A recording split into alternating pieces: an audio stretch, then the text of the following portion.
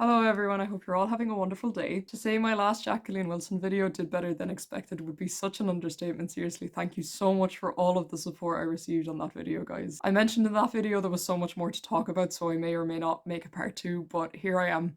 A lot of you wanted it, and if you've just stumbled onto this video but haven't seen part 1, be sure to go and watch that first, because if I don't talk about a book in this video, I've probably discussed it in that one. So if you don't know who Jacqueline Wilson is and you've just stumbled onto this video, she is a British children's author who is known for covering much more gritty and unconventional topics than most other children's books. So same thing as last time, guys, I'm just going to go back over 5 more Jacqueline Wilson books that were particularly shocking and maybe even borderline inappropriate for us to have been reading as children. Some of you guys mentioned these books in the comments of my last video, so I really hope you enjoy.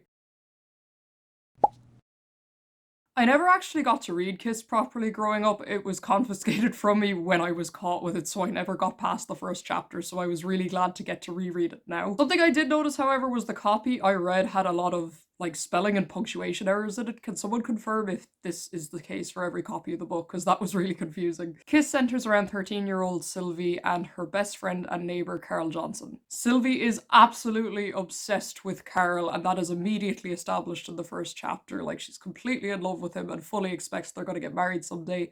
But Carol is kind of pulling away from her now that they go to different high schools. Sylvie doesn't really connect with any of the girls in her year. She has a very surface level friendship with a girl called Lucy, who she really only hangs out with so she won't be alone.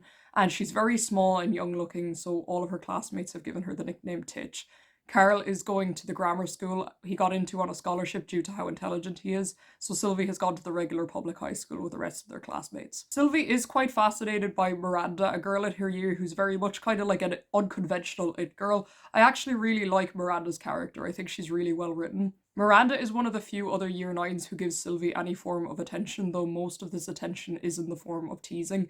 Miranda does ask Sylvie one day if she has a boyfriend, and of course Sylvie goes into this massive spiel about Carol and how amazing he is, and Miranda accuses her of actually making him up. Some of the girls who Sylvie went to middle school with actually end up backing her up, and Miranda tells Sylvie to come over to her house that night along with Carol. Sylvie goes round to Carol's house to ask him to Miranda's, hoping he'll say no, and she ends up talking with his mum in the kitchen.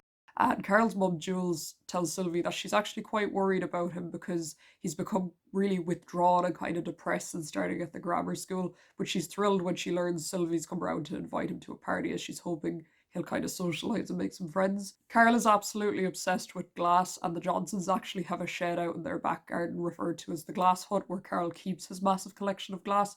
And Sylvie and Carol even plan on writing a book inspired by his glass collection someday. Carol doesn't want to talk to Sylvie at all at first when she shows up, but then, to both her surprise and dismay, he agrees to come to Miranda's party with her. They find out Miranda lives in one of the most affluent neighbourhoods in the area, and both Carol and Sylvie are very intimidated when they pull up to her house, but Carol is fascinated by all of the stained glass on the windows. Miranda kind of has her own hangout space in the house's basement, and she's already hanging out there with her friends Andy, Raj, and Alice when Carol and Sylvie show up.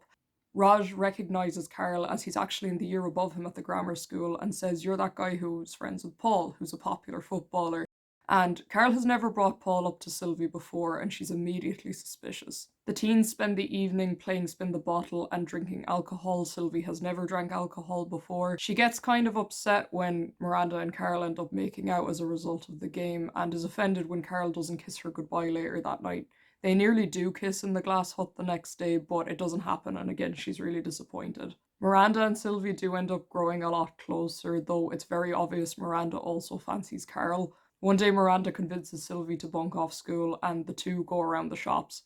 While getting changed in Topshop, Sylvie feels quite insecure as a result of her underdeveloped body, and Miranda gives her a hug, and the clerk lady in Topshop comes in, finds the two girls hugging in their underwear, suspects the worst, and kicks them out. Carl doesn't really seem to care about very much throughout the course of the novel, and as a result, it really reads like he's struggling with some pretty bad depression.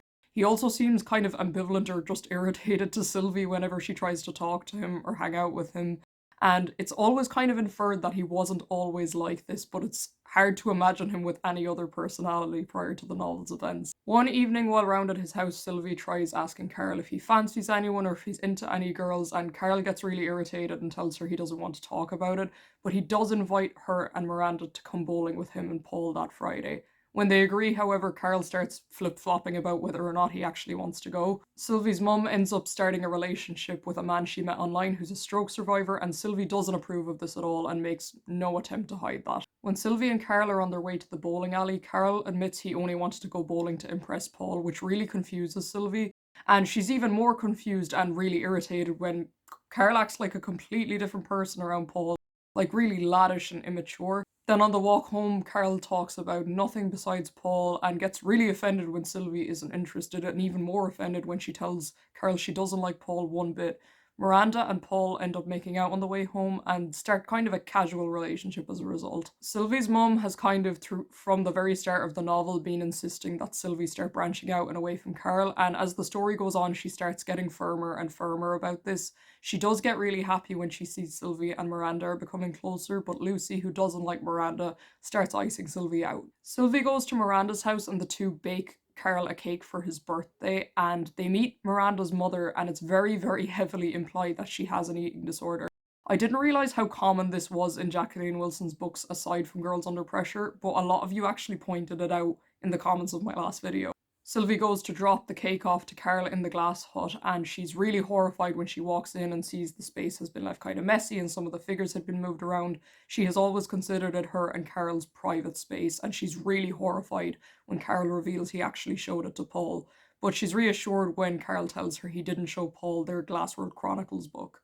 Carl, Paul, Miranda, and Sylvie end up taking Carl to Kew Gardens for his birthday so that he can see the glass collections there. Sylvie and Paul actually end up having a one-on-one conversation for the first time, but he mainly just asks her things about Miranda. Miranda comes up with the idea of playing hide and seek in the gardens, and Sylvie wants to use this as an opportunity to ditch Miranda and Paul, but Carl is confused by this, as you would be, and insists that they play along. After quite some time, Sylvie still hasn't been found by the others and ends up going looking for them and is really, really distressed when she can't find any of them anywhere.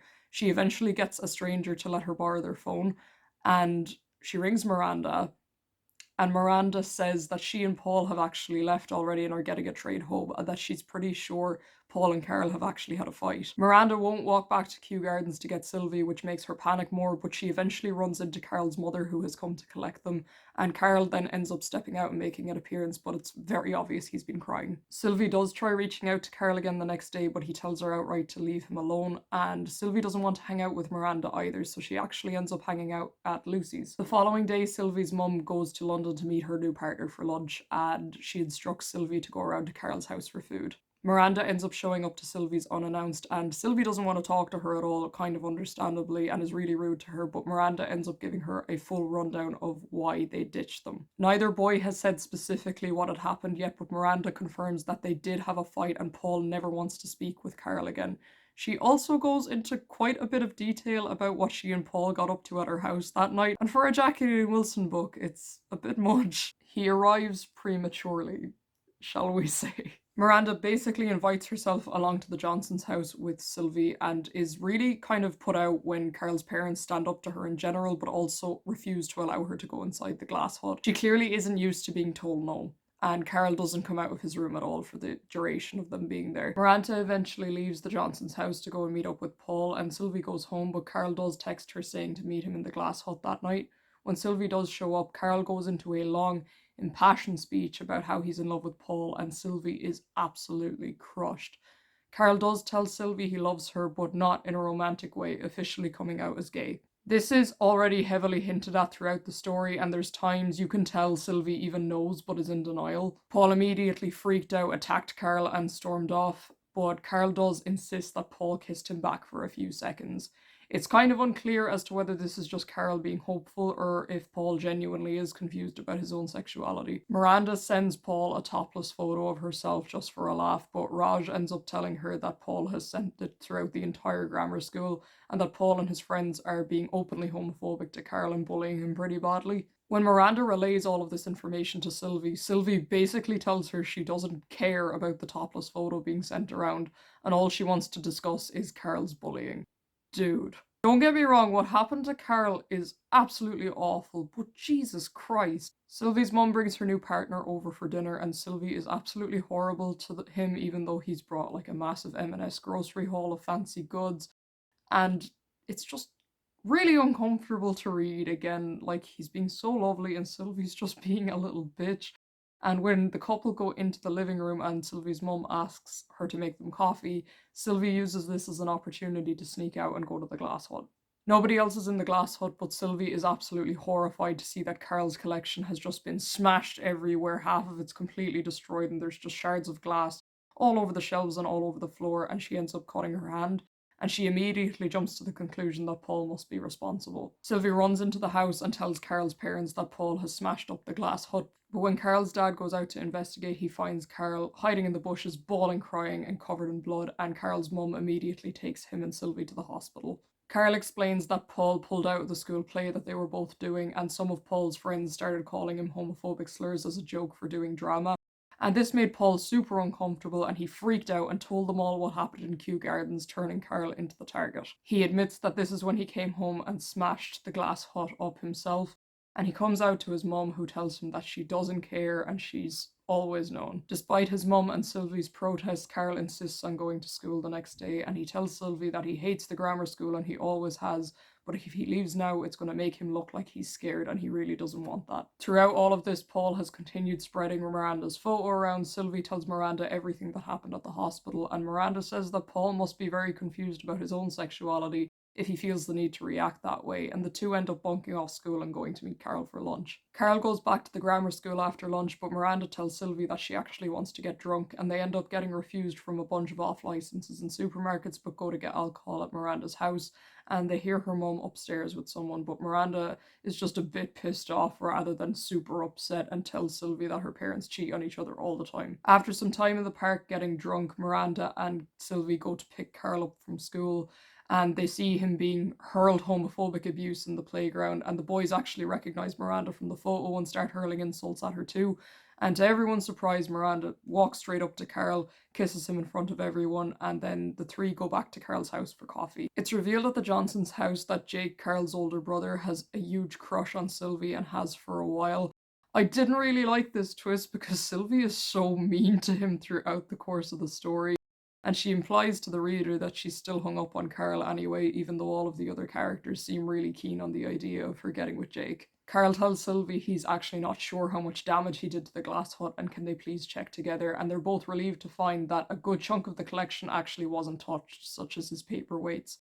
And while he's devastated, he tells her he plans to continue collecting and rebuild the collection, and he's going to make mosaic artwork out of all of the broken pieces of glass, which is, quite sweet. Carl tells Sylvie he will always love her platonically, and the two do end up sharing a kiss, and Sylvie tells the reader that it's not the kiss she was hoping for, but it is the next best thing. Like I said to you guys already, I only read this book for the first time researching for this video, and I honestly do not know what to make of it.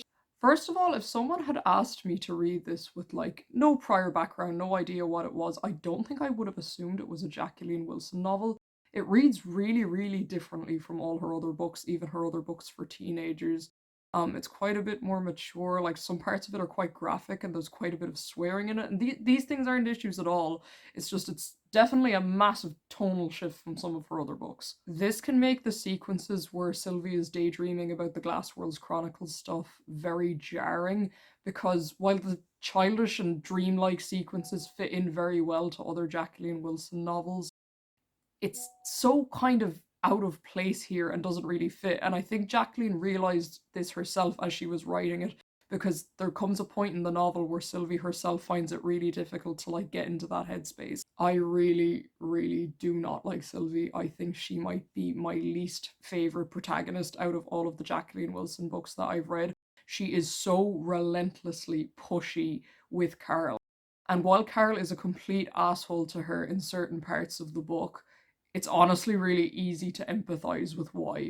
She is just so completely obsessive towards him, and while Miranda does kind of start to distract her as the novel goes on, it's really difficult to read through when it's so obvious Carl is going through his own shit. For the vast majority of the novel, she can literally think about and talk about nothing else, and also, like, she's just not very nice in general. Like the passage where her mum's new partner bought them that fancy Marks and Spencer's grocery haul, and he's so excited to meet her, and she's just so mean to him. It made me really sad.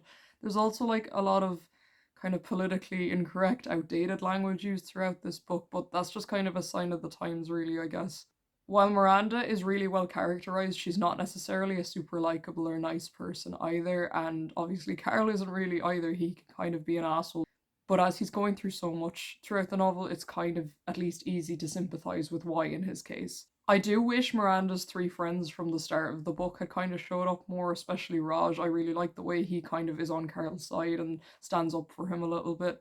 Ironically enough, compared to the rest of her books, the most likable characters in this story are actually the parents, especially Carl's mum. Like I said though, you genuinely do feel for Carl, and I honestly wish this book had been written from his point of view. I think someone in my last Jacqueline Wilson video said that in the comments, and I really would have to agree.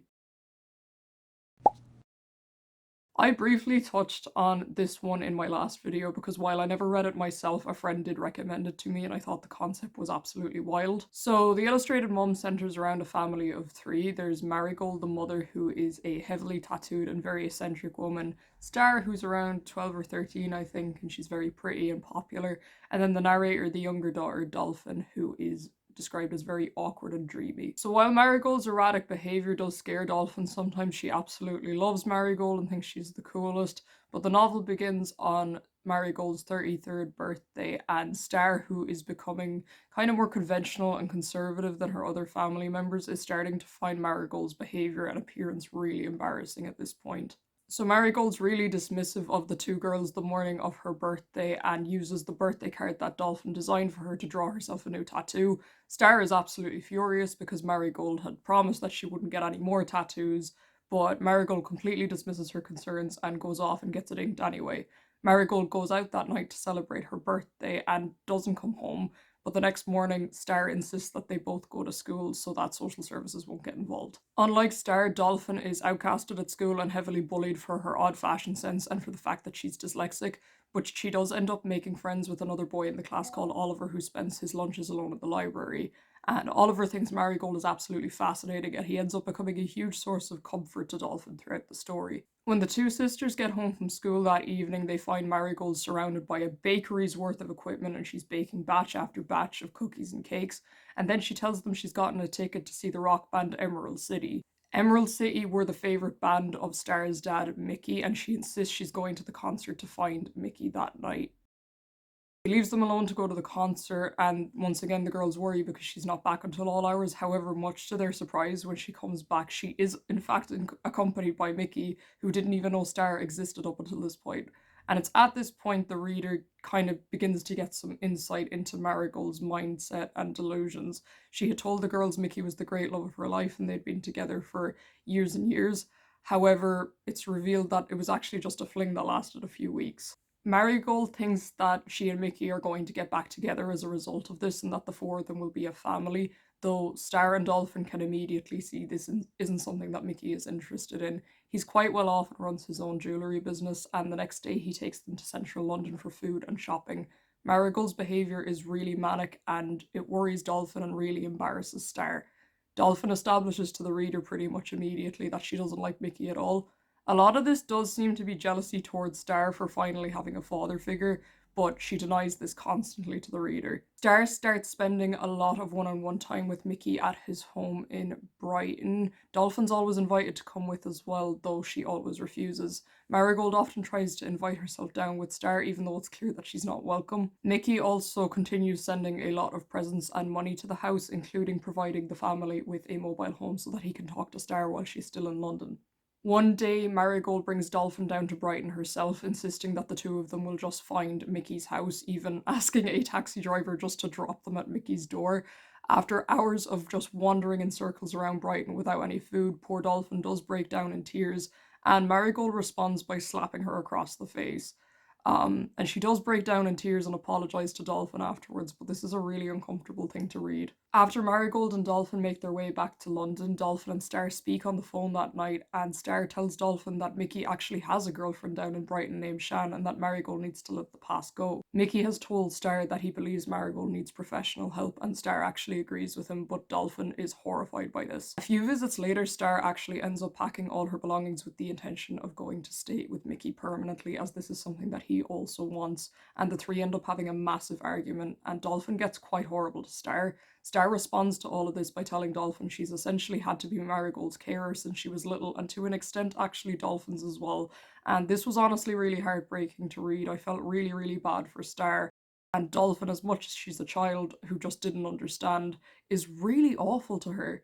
And so Star sets off to live in Brighton for good, and Marigold is just in complete denial that Mickey and Star are not going to be coming back to London. When Star eventually spells this out for her later on the phone, Dolphin ends up smashing the mobile in a temper. Marigold's behaviour starts getting worse and she starts drinking literally all the time, and Dolphin, who I think is only 10, bear in mind, realises that she's not able to handle it. Downstairs neighbour Mrs. Luntz calls up one day to tell them Star has phoned her as she couldn't get through to the broken mobile, and Dolphin goes downstairs to speak with Star on the phone.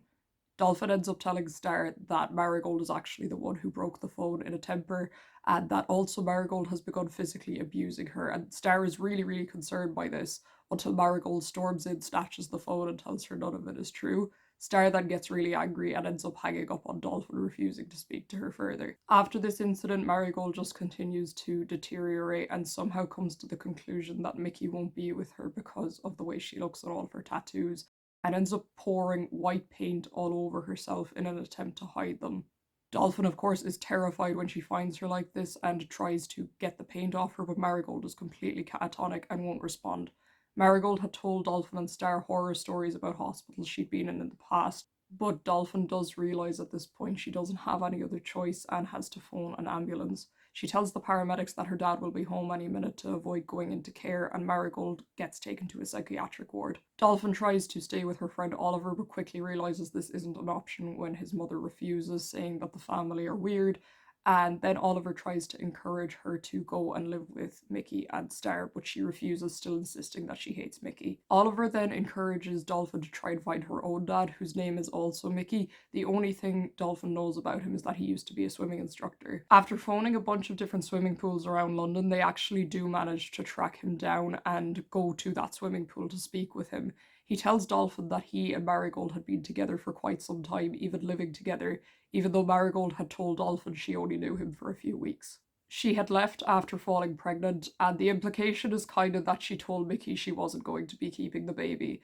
In what's kind of a silver lining to this pretty sad story, Mickey is actually really delighted to find out that she kept Dolphin, and he wants to get involved in her life and take care of her, but he wants to do it through social services to make sure everything is above board and legitimate. This sends a lot of fear through Dolphin, as again Marigold had told her a lot of horror stories about her own time in care, but Mickey insists it'll be a good thing and manages to convince her. Mickey has moved on to his own family by this point in time, but they take the news of Dolphin existing surprisingly well and really can't wait to meet her. He then takes Dolphin to meet Marigold in the hospital, but as Star's dad Mickey hasn't showed up with them, Marigold doesn't really seem to care at all. After speaking to one of the nurses on the ward, Dolphin learns that Marigold actually has bipolar disorder and has been prescribed lithium, but the nurse assures her that this will be the start of Marigold living a normal life. Dolphin ends up being fostered by an older couple who usually only foster infants, but they do take her in, and Dolphin is absolutely shocked by how well they treat her.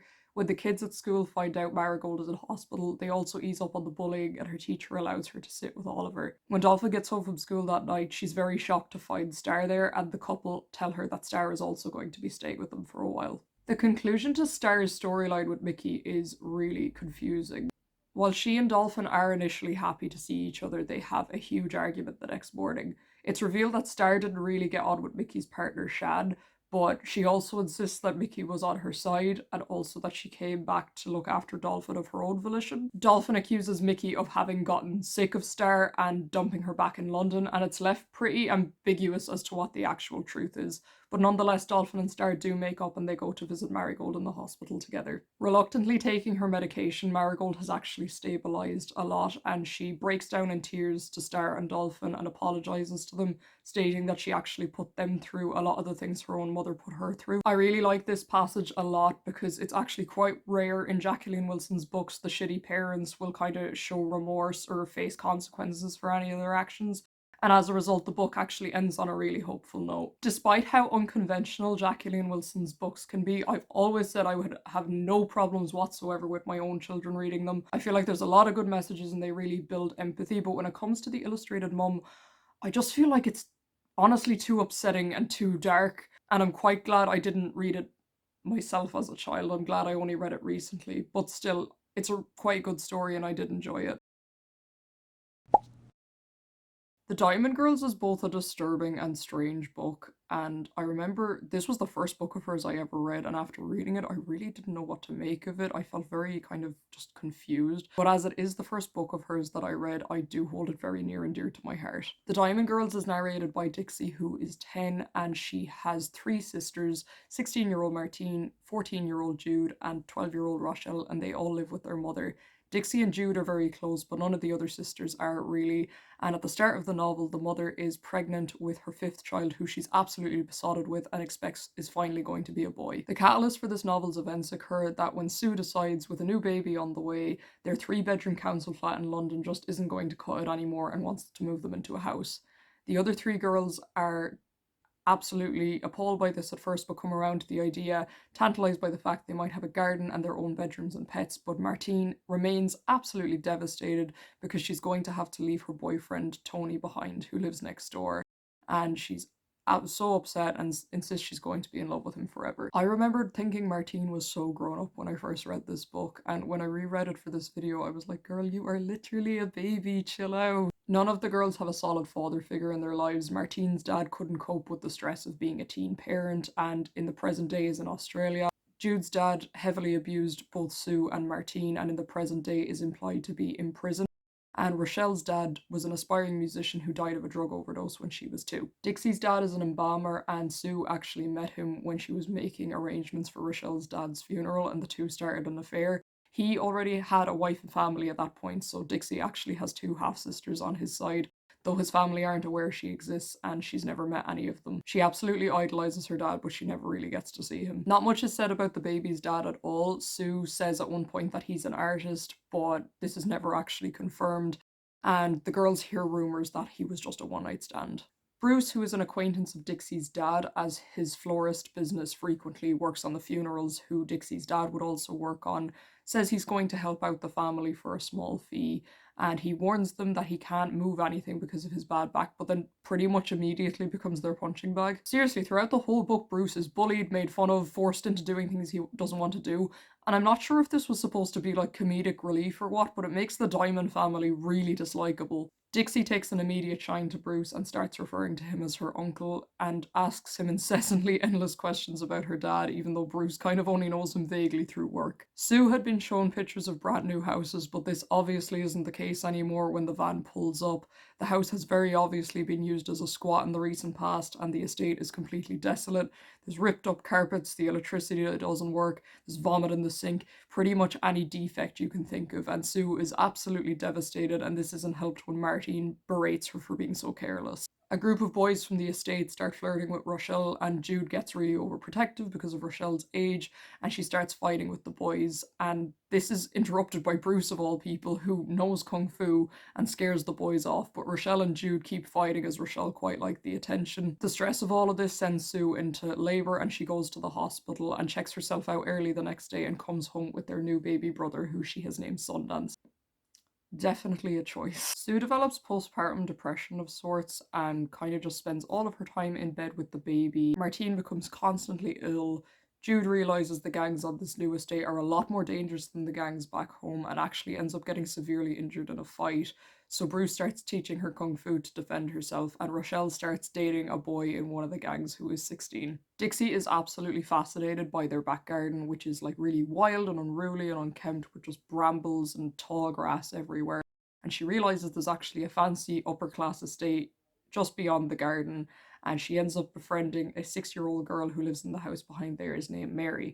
It becomes fairly obvious to Dixie rather quickly that Mary is being physically abused by her mother. Dixie can see that her fingernails have deliberately been cut too short, and she hears Mary being hit from behind a door. Mary also always refers to her mother as the loveliest, nicest, kindest mother in the whole world, which is a phrase she has obviously been taught to repeat. The mother also seems to be suffering from Munchausen by proxy as she gives Mary a lot of medication unnecessarily.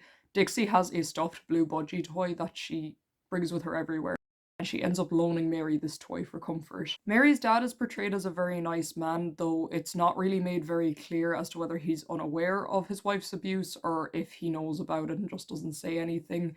One time when Dixie goes to tea at their house, she even walks in on Mary's mother pinching her nose to get her mouth open and then stuffing sandwich crusts into it, nearly choking the poor girl. Sue starts arousing suspicion when she won't let anyone else near the baby, and one day, without her realizing, Dixie goes to change the baby's nappy and is shocked to realize that Sundance is actually a girl. When she confronts Sue about this, Sue actually tries gaslighting her at first, before admitting that she was just so disappointed she got the sex of the baby wrong and begs Dixie to let her pretend for a little bit.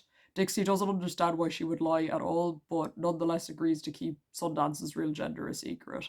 Bruce really hurts his back when Sue bullies him into moving furniture, and he becomes completely incapacitated, can't move, and is laid out on a mattress in the Diamonds' living room. And he finally starts accepting Dixie's affection towards him and kind of starts bonding with her. Dixie even starts to hope that him and Sue will become romantically involved, though nothing does end up happening between them.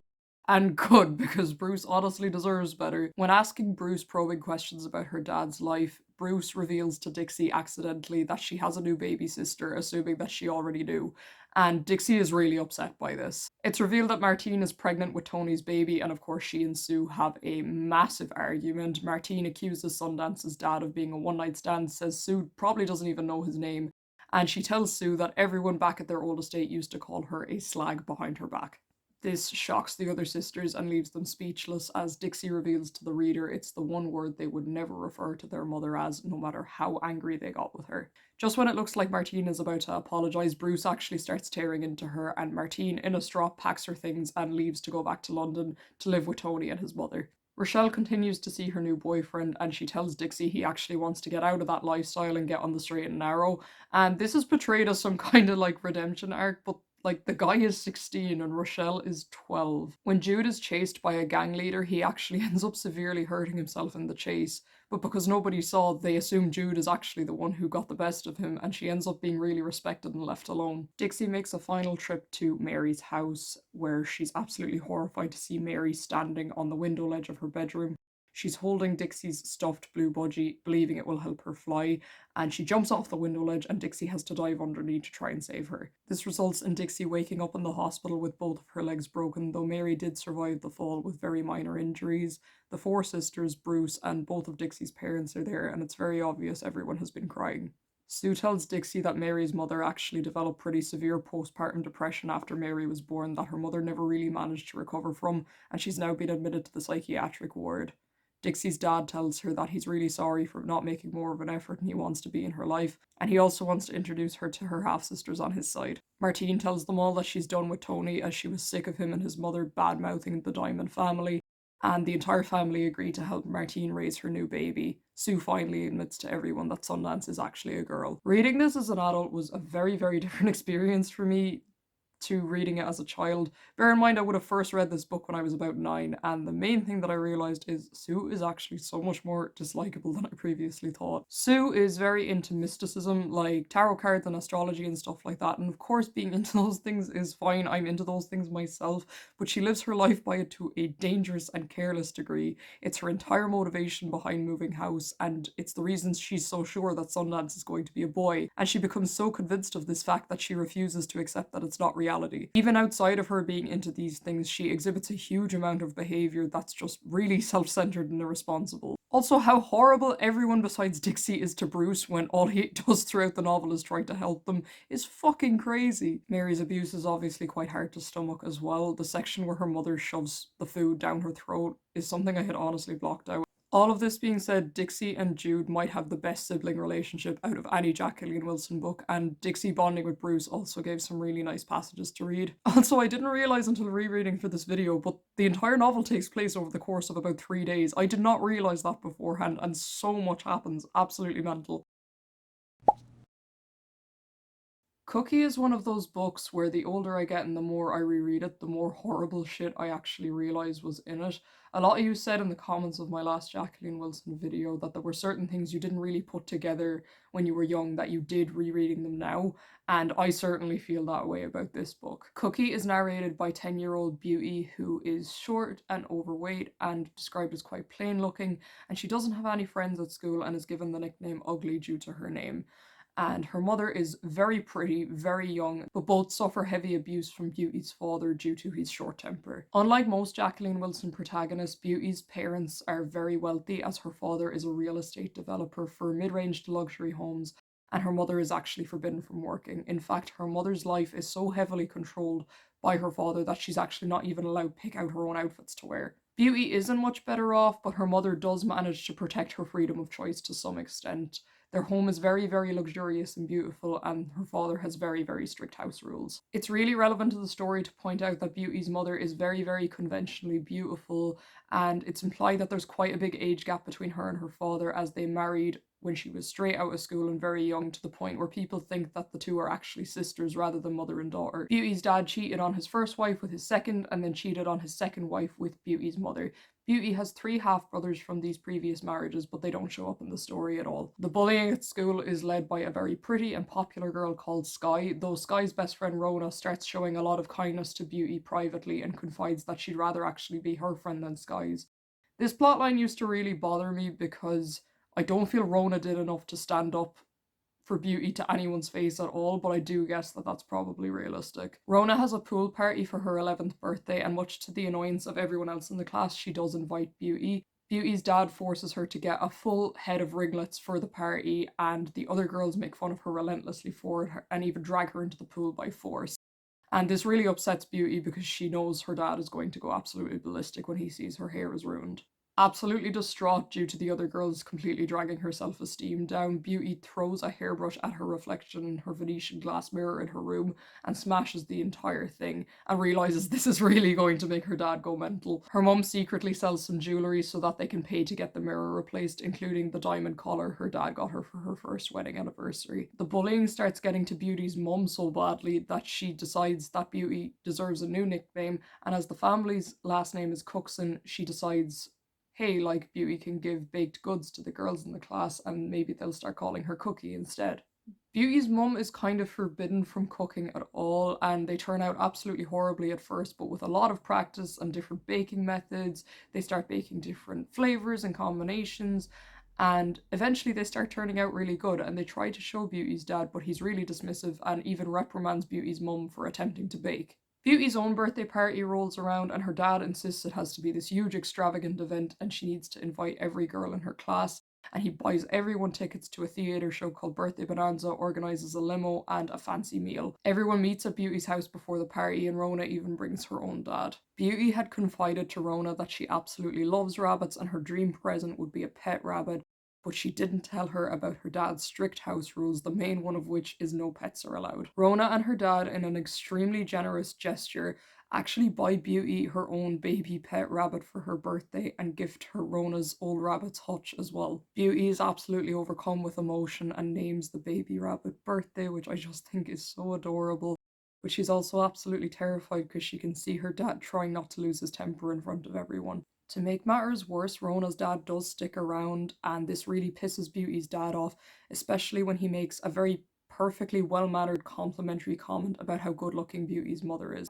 As the girls are heading into the limo to go and see the theatre show, Beauty heads back into the house to check on her mum and sees her dad twisting her mum's wrist and threatening her for flirting with Rona's dad. He also slaps her mum across the face before Beauty can intervene. It turns out he had also instructed her to wear the diamond collar for the birthday party, which obviously she sold, and when she tells him she's misplaced it, he loses his temper even further.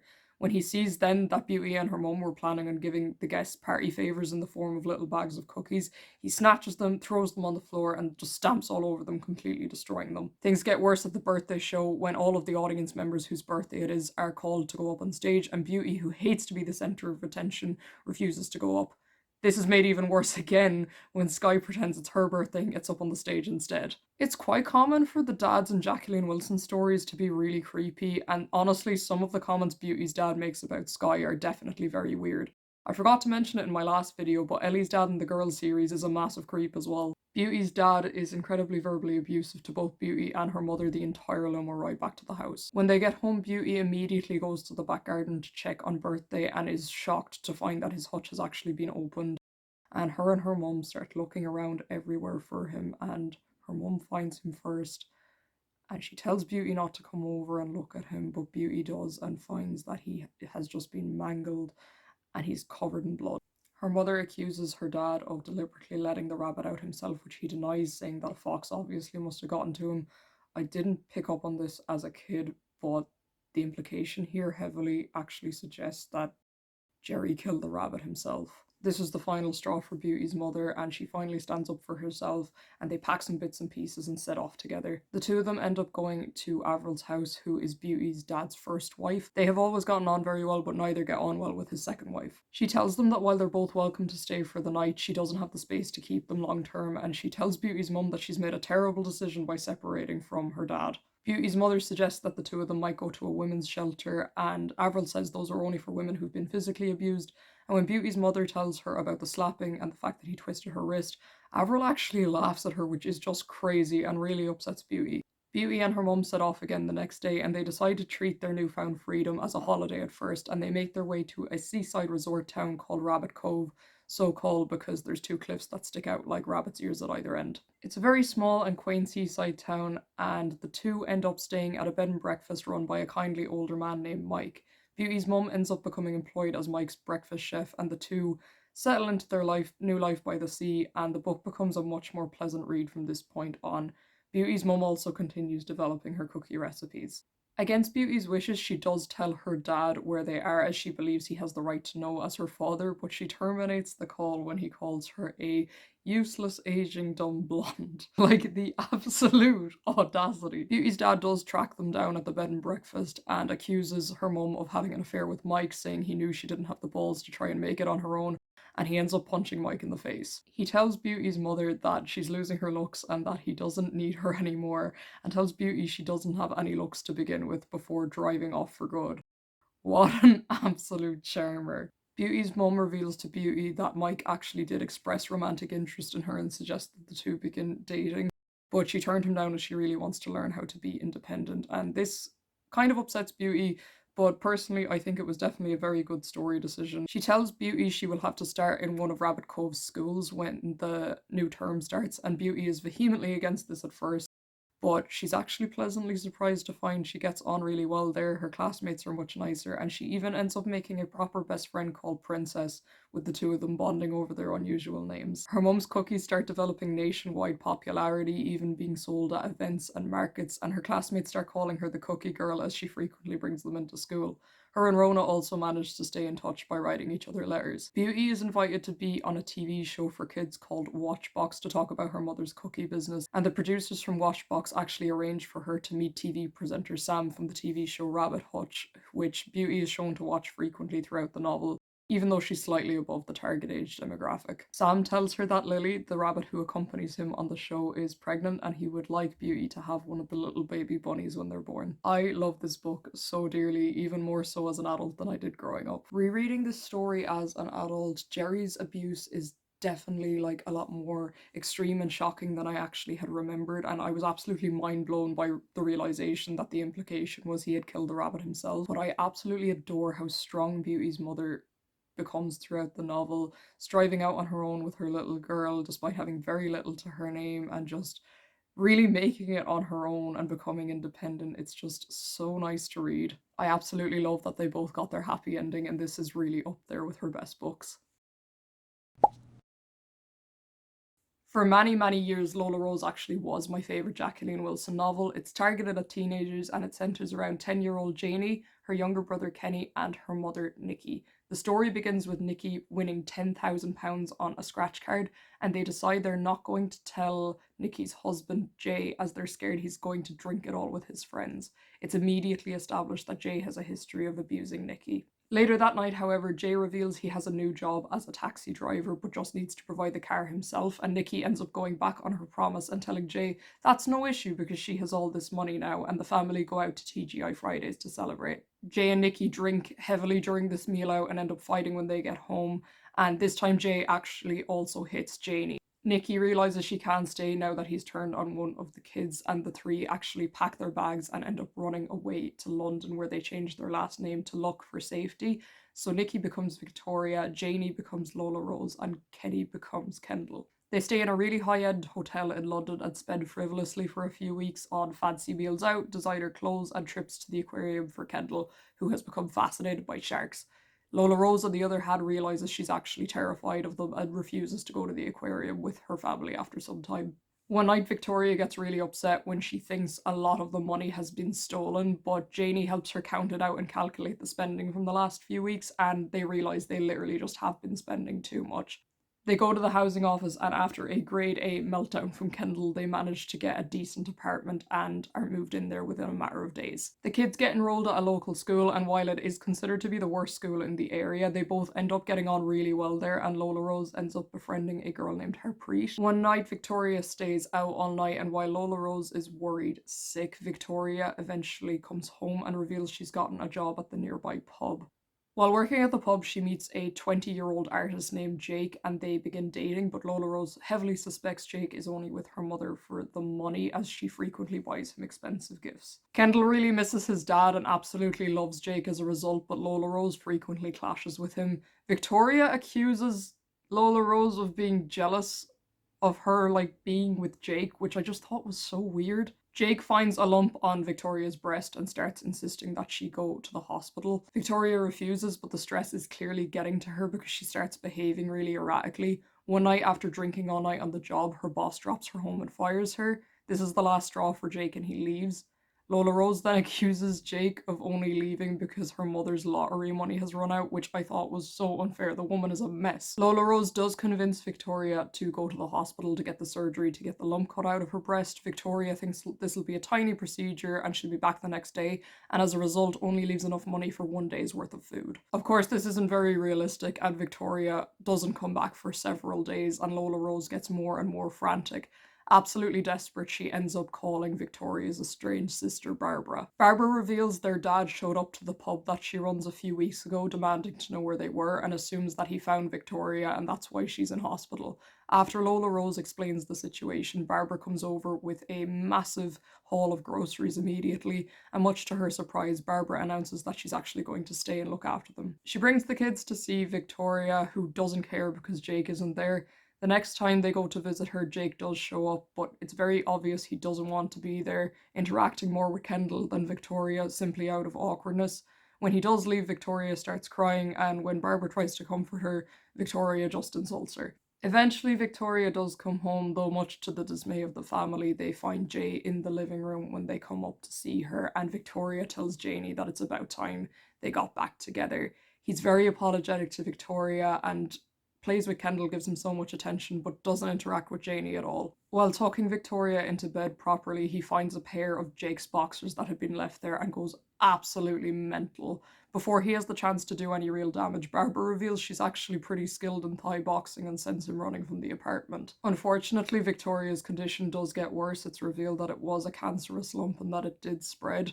She ends up going on chemotherapy to try and treat it and gets really, really sick and weak. Janie starts to hear a voice in her head which she refers to as the voice of doom, and she becomes convinced that if she faces her fear of sharks, she'll actually cure her mother. This voice really seems to resemble obsessive compulsive disorder. I'm not sure if this was intentional on Jacqueline Wilson's part or not. After going to the aquarium in London again and spending a massive amount of time in front of the shark tank just staring up at it, an employee assumes that she's a shark enthusiast and gives her a shark tooth, which are supposed to be good luck. She gives this to her mother. It's revealed that the reason Victoria and Barbara actually fell out was because Victoria ran off with Barbara's fiance when she was 16. Barbara tells Victoria she doesn't care and asks her to come back and live in the pub they grew up in together as children, offering to give her 50% of the shares now that she owns it herself. Victoria agrees, and the book actually ends on a really hopeful note similar to The Illustrated Mum. I feel like this book is a lot more like straightforward than her other stories, if that makes sense, but I really, really do enjoy it. Kenny is absolutely hilarious. I'm not sure if this is intentional or not. I think Barbara's really well written, and seeing Janie kind of settle into life at her new school and get on so well there was really, really lovely to read through. An unfortunate thing I do have to make note of though after reading Lola Rose is the mothers in Jacqueline Wilson books really seem to place their men over their kids, and I didn't notice how much until rereading them all for this video. Like both Marigold and Victoria are in hospital, they don't care when their families show up at all, and all they want is their love interests. And they're not the only mothers in her books like this either. The mother in Lily Alone is the exact same, for example. It's really, really depressing. There were quite a few comments about Midnight on my last video, so I thought I'd throw it in as a kind of bonus entry.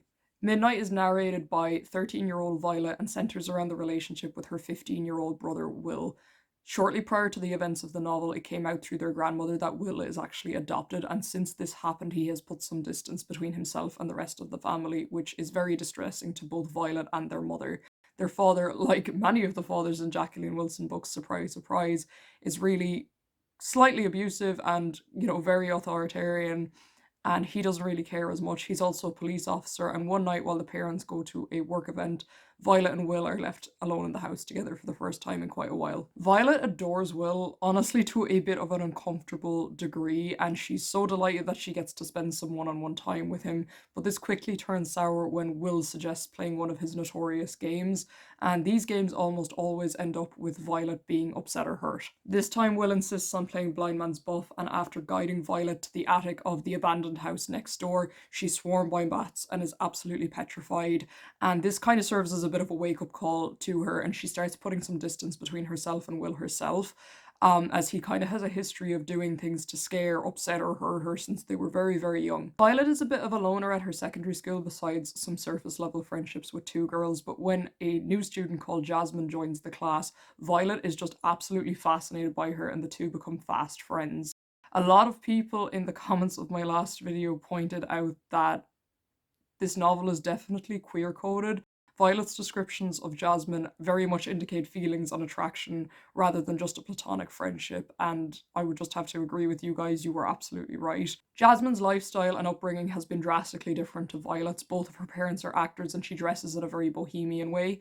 Both Jasmine and Will express sort of curiosity about each other through Violet, and Will begins to realise now that Violet has Jasmine, she's not as dependent on him anymore, so he does try and get in the way of this, but Violet never gives in. She and Jasmine spend a massive amount of time together, and again, it's kind of very clearly written that Violet has a crush on Jasmine, but never explicitly stated. Violet is absolutely obsessed with her favourite writer slash illustrator Casper Dream and all of his fairy illustrations. And as an artist herself, she has actually crocheted each of his characters and has them hanging from ropes on her bedroom ceiling. And she creates her very own Jasmine fairy and crochets this as a gift for Jasmine. Their grandmother's birthday eventually rolls around, and the last time they would have interacted with their grandmother was the fight where she revealed Will was adopted, so they both refused to go. And their mom is kind of understanding about this, but their dad has a huge outburst, and there is a massive fight between the family. And the parents eventually leave, and Will and Violet are once again left on their own in the house, and Will convinces Violet to play a very uncomfortable game of truth or dare with him. And he even asks Violet during this game if she's attracted to him, or there's some question that kind of implies that. And it's just really weird. Jasmine ends up ringing the house and asking if she can come over so Violet can help her with her homework, which Violet is very shocked because Will agrees to this, as he usually hates all of her friends. The three end up actually having a bit to drink, and they continue the game of truth or dare. Will dares Violet to go up into their own attic, which is quite cruel and really scares her as she's still scarred a bit from the bat incident. Nonetheless, she does go up to the attic and ends up uncovering a bunch of old family possessions, and among these possessions is a photo album full of baby photos. The baby inside was also named Will, and Violet very quickly realizes this was her parents' biological child who died in infancy. And absolutely shocked, she runs downstairs to tell Will the news, but she's very surprised to find him and Jasmine kissing and also mocking her. Jasmine has her crocheted fairy hanging from a chain on her neck, and Violet snatches this off her before running into her room, yelling at the two of them, and she tears all of her fairy figurines down from her ceiling. Jasmine's crying at this point, and Will is trying to calm her down, but Violet ends up running out of the house. Having written to Casper Dream at the very start of his career, Violet goes to that same address but is disappointed to find a rundown house now lived in by a single mother and her child. However, on the same street, she does end up running into an overweight man with long blonde hair. She realizes quickly into her conversation with this man that he is actually Casper Dream and lived in that house when he was younger, and he tells Violet that her fan letter was his first fan letter ever, and he arranges for his chauffeur to drive her home safely. When Violet gets home, Will is really relieved and he apologizes to Violet and tells her he doesn't really know why he's always been so abusive towards her. Jasmine also calls the house and begs Violet to forgive her, and Violet does, but tells her she's pretty sure that she only became friends with her to get through to Will. When the parents get home, Violet confronts them about the original baby Will in front of adopted Will, and they have a long conversation in which it's revealed that Will was their baby and he died of sudden infant death syndrome at around 4 months old. Around that same time, adopted Will's mother died of a drug overdose. Their dad, who was working on the case, found baby Will, and stricken with grief, the parents decided to adopt him as a replacement. At the end of the novel, Violet crochets a baby changeling inspired by Will. Will leaves Violet a note telling her to look out her window at midnight, and when she does, she sees the tree in the garden next door lit up with all of her fairies hanging from it. They've been repaired by Will. This has to be like her strangest book. It's just so weird. I really didn't enjoy it at all as a child, but rereading it for this video, I actually really enjoyed it. I do wish Will abusing Violet had been handled a bit better. She has almost like some weird Stockholm syndrome towards him, and she just thinks he's absolutely fantastic. I've seen a lot of discourse online kind of talking about how there's some weird further implication to their relationship, and honestly, I'd have to agree, their dynamic is just so uncomfortable and weird. I remember the first time I read Midnight and Violet catches Will and Jasmine kissing, I couldn't tell which of them she was jealous of and which of them she wanted to be kissing. Still, being adopted as a replacement would surely be traumatizing, and I can't help but feel for Will a small bit, as the dad is absolutely awful to him, and it seems to have been that way long prior to the events of the novel. He insults absolutely everything about him and shows very obvious favoritism towards Violet. The mother is also maybe the most weak-willed parent out of any Jacqueline Wilson parent and lets the father walk all over her. I also do wish Violet hadn't forgiven Jasmine. Jasmine isn't a very good friend to Violet, and obviously while she didn't know Will when they first became friends, it kind of does feel like she only chose to pursue the relationship further when she found out who Will was. This story would definitely wreck your head a small bit. So that brings me to the end of this video. Thank you so much for watching if you made it this far, and I really hope you enjoyed. Be sure to go and watch part 1 if you haven't seen it. Please do give this video a like and a subscribe if you enjoyed. It really does help me out, and I'm really hoping to hit 1,000 subscribers soon. I will try to think of more book-related videos I can make because I actually really enjoyed making these Jacqueline Wilson videos. So take care, and I'll catch you in another video. Bye!